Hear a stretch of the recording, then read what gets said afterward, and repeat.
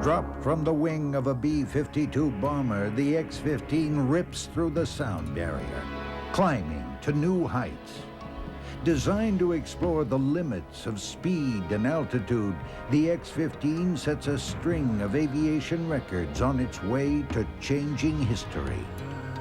Tonight, fly with the aircraft that opened the door to space.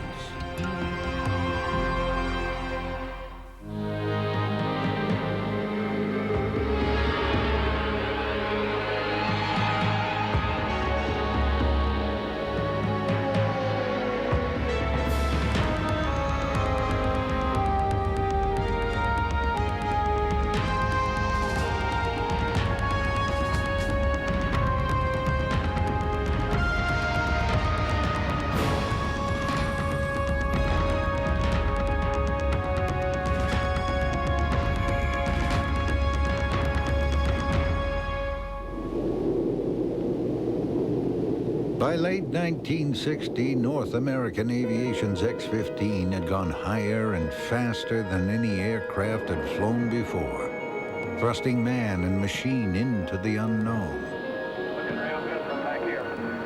On August 4th, 1960, test pilot Joe Walker took the X-15 well beyond 3 times the speed of sound, making him the fastest man alive. 8 days later, Air Force Captain Bob White climbed to new heights, taking the X-15 over 136,000 feet. This was just the beginning of an incredible program that would take man to extremes. By this time, a new generation of test pilot had emerged, men with dreams of going into space. Before reaching such ambitious goals, these men would need to train tirelessly in simulated cockpits.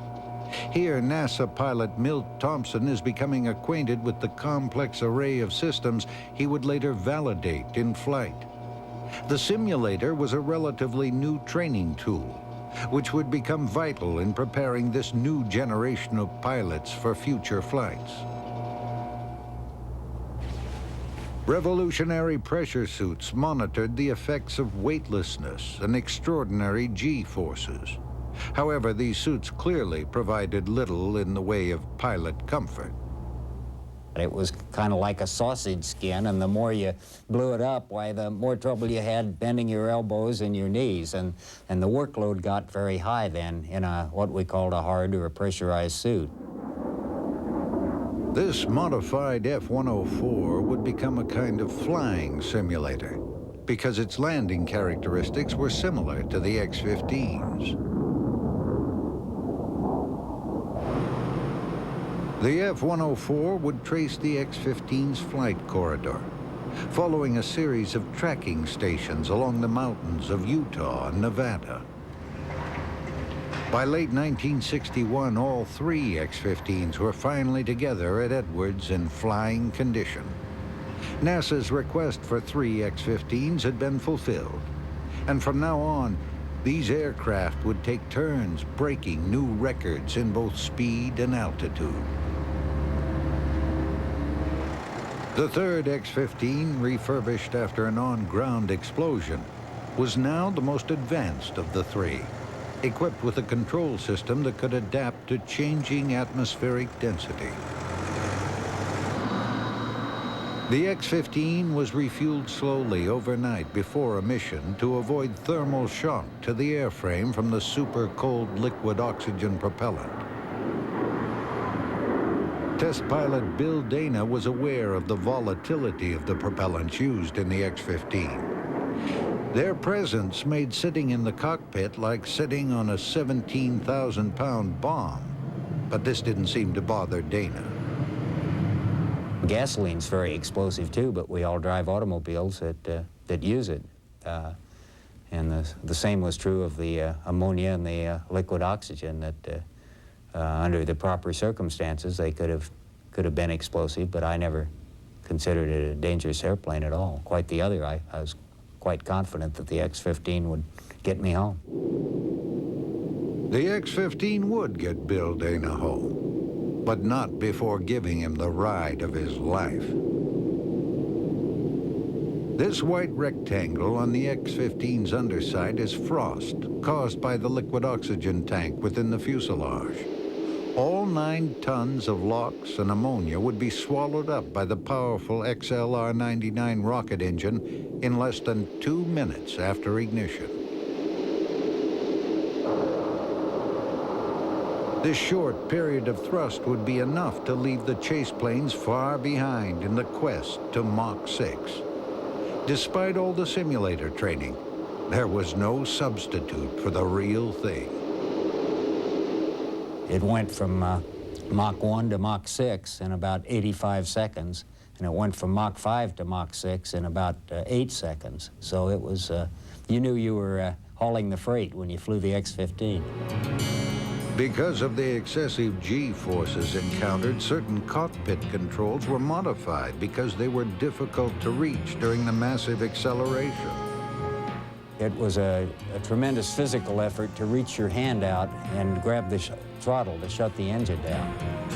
That was a strong physical effort. You were just pinned back in the seat, basically, is what it was, and everything required 3 times as much effort as it would have under 1G. Bill Dana would go on to fly 15 successful flights, including one on August 21st, 1968, for which he was awarded astronaut wings. Later missions carried out further exo-atmospheric research, like the effects of micrometeorites on aircraft, as well as high-altitude photography, crucial data in paving the way for future space exploration.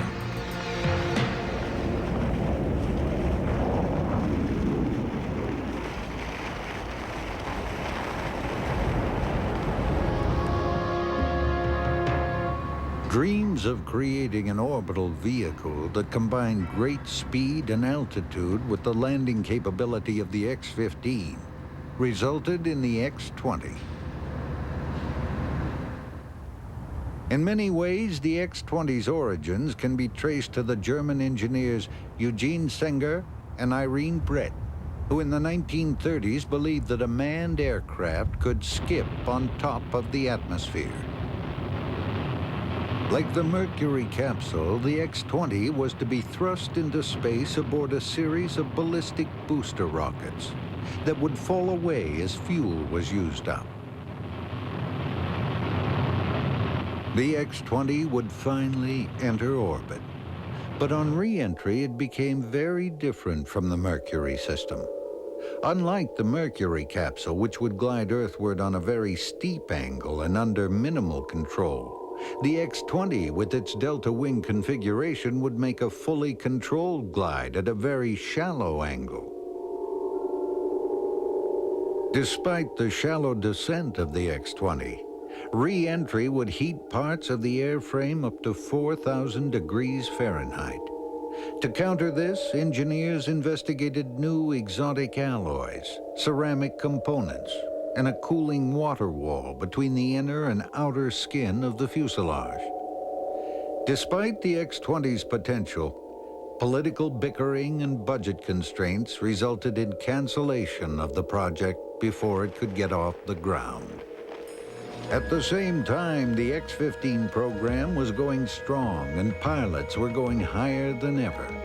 However, this simulator training failed to prepare them for the flying conditions of space, where conventional aerodynamic control was lost. Other means of control needed to be learned. This is the Iron Cross simulator, utilizing hydrogen peroxide thrusters to control movement. Attaching small thrusters like this to the aircraft provided a reaction system that could help control a plane at very high altitude, where normal aerodynamic forces weren't present. This concept was first tested in the X-1B. The NF-104, a rocket-boosted jet-powered aircraft, also successfully tested the reaction control system. The hydrogen peroxide thrusters were mounted on the wingtips and nose.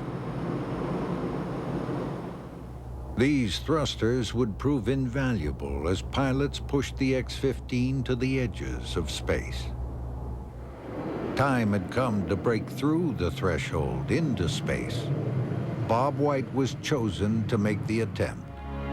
On July 17, 1962, Bob White pulled away from the Earth at a 41-degree climb angle towards the stars. He quickly passed Joe Walker's previous altitude record, and before he knew it, had peaked at 314,000 feet, an astronomical 59.6 miles above the Earth. When White saw the entire western seaboard clear to Mexico, he knew he was in space.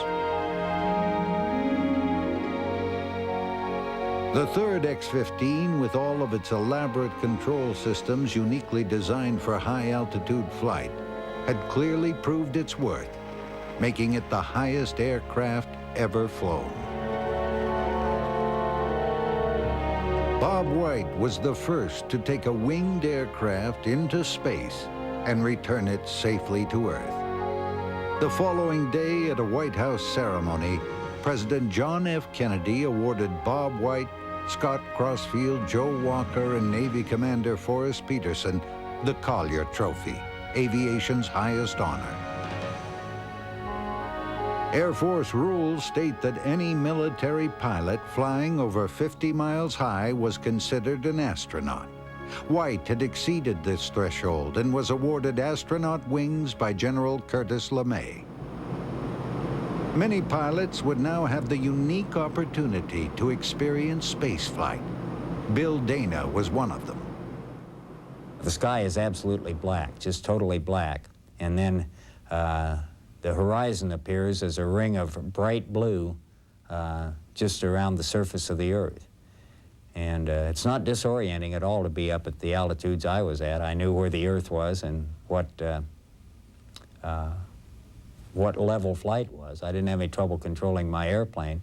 I was usually busy when I was up there, so I never had much time to sightsee, but I do remember one flight I went to 300,000 feet, and just over the top I took the time to look out, and I looked out and could see the Pacific Ocean to my right and the Gulf of California straight ahead of me. And that was an awesome sight. This was not enough for Joe Walker, now embarking on his last mission. On August 22, 1963, Walker rocketed away from the launch plane, minutes later reaching over 354,000 feet, the highest the X-15 would ever go.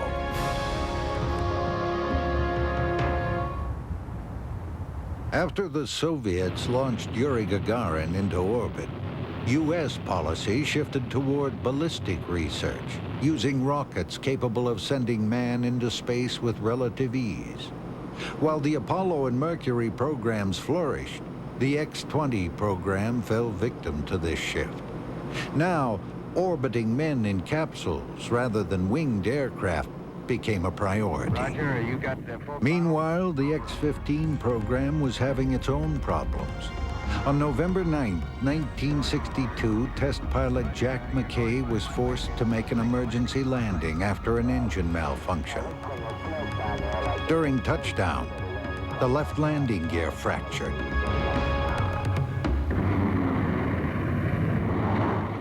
McKay survived, but sustained serious injury. Ironically, this accident would result in the construction of the fastest airplane ever. In just over a year, the X-15 number 2 transformed into the X-15A2. External fuel tanks would provide the extra fuel to give additional thrust. It was now an aircraft capable of taking its pilot to new extremes. Creating an aircraft capable of going 8 times the speed of sound almost proved easier than protecting it from the blistering heat encountered at such speeds. Heat friction was particularly destructive to the leading edges of the wing and tail surfaces. Coatings of paint were used on wind tunnel models to expose these potential hotspots. It was decided that before each mission, the aircraft would be covered with a resin-based coating that would boil off at high speeds, taking the heat with it. Air Force Captain William Pete Knight was chosen to push the X-15 to its absolute speed limit. Knight had been slated for space flight in the X-20, but after program cancellation, he joined the X-15 program, replacing Major Robert Rushworth. The A-2 had another unique feature.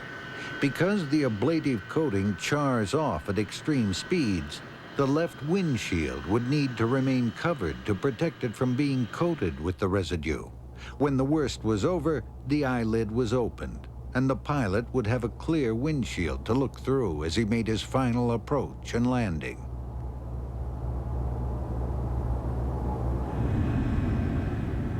After several familiarization flights, Pete Knight was ready to take the A-2 to new extremes.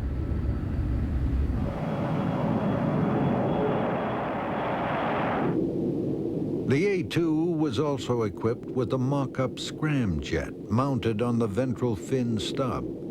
NASA was interested in testing scramjet propulsion systems which depend on hypersonic velocities to achieve combustion. After the drop, Knight ignited the powerful XLR-99 engine and pointed the nose upwards. With the external fuel tanks and ablative coating, the X-15 was finally an aircraft that could keep up with its huge engine. In just over a minute, the external tanks were jettisoned as the aircraft pushed to its maximum speed. Prior to landing, the dummy scramjet needed to be jettisoned as well. Pete Knight had reached the blistering speed of Mach 6.7, over 4,500 miles per hour, making the X-15 the fastest winged aircraft ever. The A-2 had finally validated the intentions of its original designers. Pete Knight was now the fastest man alive, but the aircraft had paid the price. The heat stresses were far worse than predicted. Even with the protective coating, the airframe was severely damaged. The scramjet mount had burnt through and fallen away.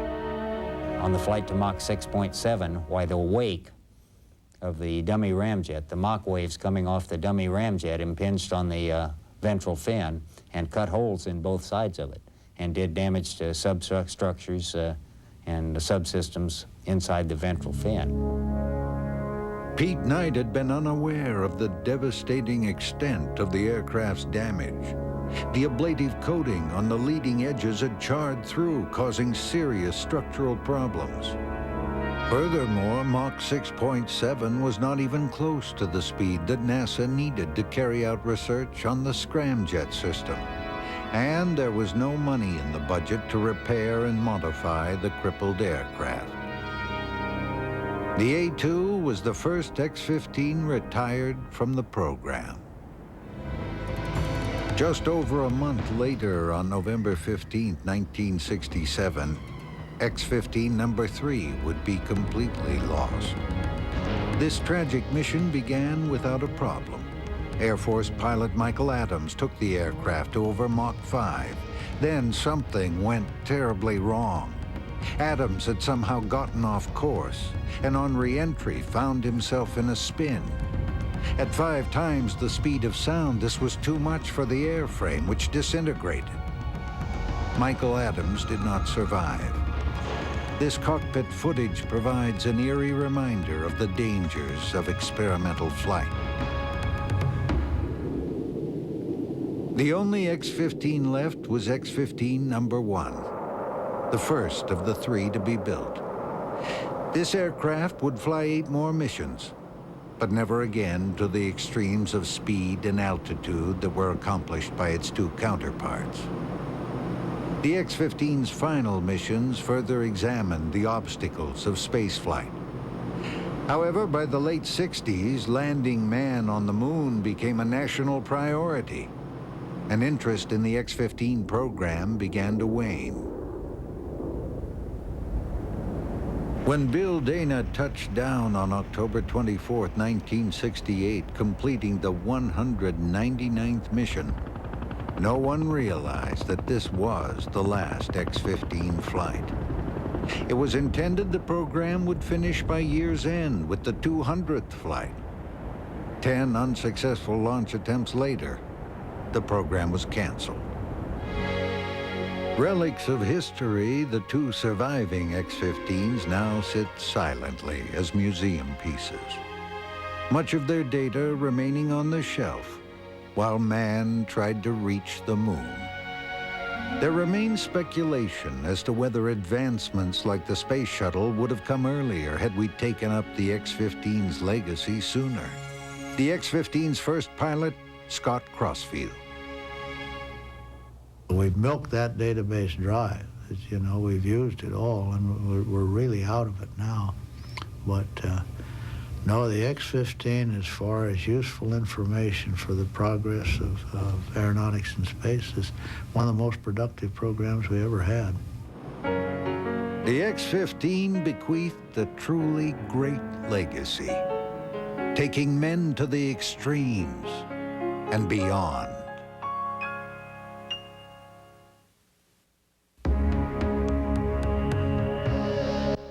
Coming up, from transportation vehicle to deadly weapon, explore the use of helicopters from the viewpoints of the airborne cavalry and the air rescue. Stay with us for Choppers.